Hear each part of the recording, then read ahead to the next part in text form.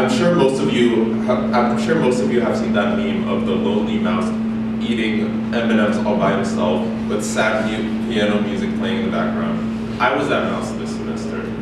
Hi, I'm Albert Candra, and I'm a senior at the University of New Hampshire studying economics and international affairs. And this semester, I interned for the Boston Farms Community Land Trust as their fundraising associate fellow. At the start of this semester, I had intended to work in a hybrid setting that would allow me to interact with others and have some alone time balance in my life. My expectations weren't met. Instead, I was fully remote, alone in my apartment, while my equally introverted roommates were all working at their sites. I didn't receive much human interaction as I hoped. Most days were pretty mundane. I sat at my dining table, logged into Salesforce, and reported grant opportunities onto a database. Is this how life after college is going to be? I thought unhappily to myself.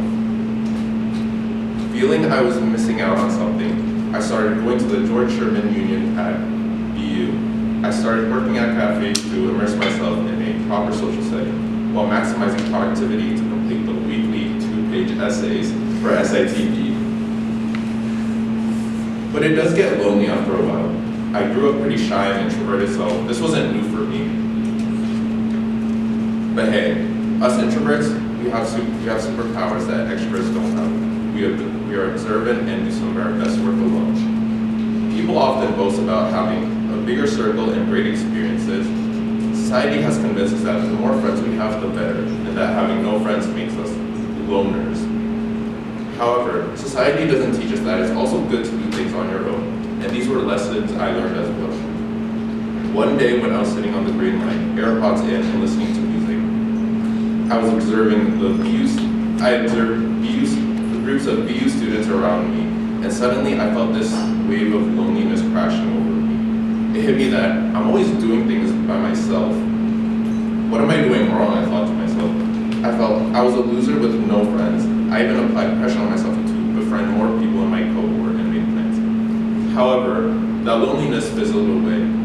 I decided to explore different parts of Boston on my own, like Davis Square, where I played pool with a stranger at the Diesel Cafe.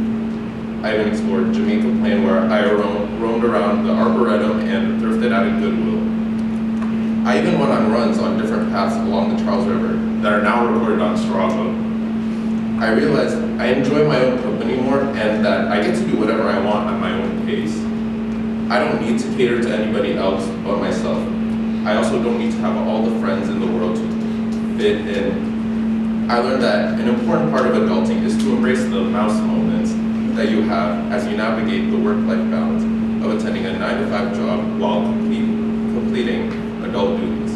At the end of the day, you have yourself and you're more than enough. Thank you for listening.